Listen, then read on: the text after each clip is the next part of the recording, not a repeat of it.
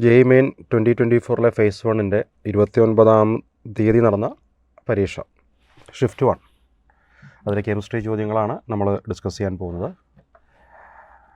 Comparatively easy ആയിട്ടുള്ള പരീക്ഷയാണെന്ന് നിങ്ങൾക്കറിയാം. NCERTയുടെ ബേസിസിൽ തന്നെയാണ് ചോദ്യങ്ങൾ വന്നത്. അപ്പോൾ നേരിട്ട് ചോദ്യത്തിലേക്ക് കടക്കുകയാണ്. ഒന്നാമത്തെ ചോദ്യം,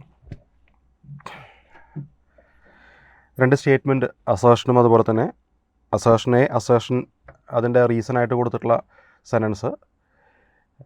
ഓക്കെ, ഇതൊക്കെ യൂഷ്വലി നിങ്ങൾ കണ്ടുപരിചയമുള്ള ചോദ്യമാണ്. സ്റ്റേറ്റ്മെൻറ്റ് വായിച്ച് നോക്കിയിട്ട് അസേഷൻ എന്താണ്, കറക്റ്റ് ആണോ അതോ മിസ്റ്റേക്ക് ഉണ്ടോ, റീസൺ വായിച്ച് നോക്കിയിട്ട് ആ റീസൺ കറക്റ്റ് ആണോ മിസ്റ്റേക്ക് ഉണ്ടോ എന്ന് നോക്കിയിട്ടാണ് നമ്മൾ ആൻസർ സെലക്ട് ചെയ്യേണ്ടത്. Let us see the question.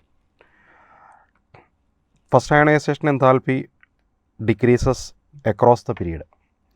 അതിൻ്റെ റീസൺ കൊടുക്കുന്നത് the increasing nuclear charge outweighs the shielding across the period. ഇതിപ്പോൾ ഏത് ചാപ്റ്റർ ആണെന്ന് ചോദിച്ചു കഴിഞ്ഞാൽ പീരിയോഡിക് ടേബിൾ അല്ലേ. അതിൽ ഏറ്റവും ഇമ്പോർട്ടൻ്റ് ആയിട്ടുള്ള ഹെഡിങ് ആയിട്ടുള്ള അയണൈസേഷൻ എൻതാൽപ്പിയായിട്ട് കണക്റ്റഡ് ആയിട്ടുള്ള ഒരു ചോദ്യമാണ്. സാധാരണ ഒരു ഗ്രൂപ്പിൽ താഴേക്ക് വരുമ്പോൾ ആറ്റത്തിൻ്റെ സൈസ് കൂടുന്നു, ലെഫ്റ്റ് ടു റൈറ്റ് പോകുമ്പോൾ ആറ്റത്തിൻ്റെ സൈസ് കുറയുന്നു. അപ്പോൾ automatically ionisation enthalpy down the group decreases ആണ്, ലെഫ്റ്റ് ടു റൈറ്റ് ഇൻക്രീസസ് ആണ്. അറിയാവുന്നൊരു കോമൺ കോൺസെപ്റ്റാണ്. കാരണം ന്യൂക്ലിയസിൻ്റെ ചാർജ് ഇങ്ങനെ കൂടി പോവുകയാണ് അല്ലേ, ഫ്രം ലെഫ്റ്റ് ടു റൈറ്റ്. അപ്പോൾ അതുകൊണ്ട് ഇലക്ട്രോണിനെ മാറ്റാനായിട്ട് നമുക്ക് ബുദ്ധിമുട്ട് കൂടുതലേ ചെയ്യാം.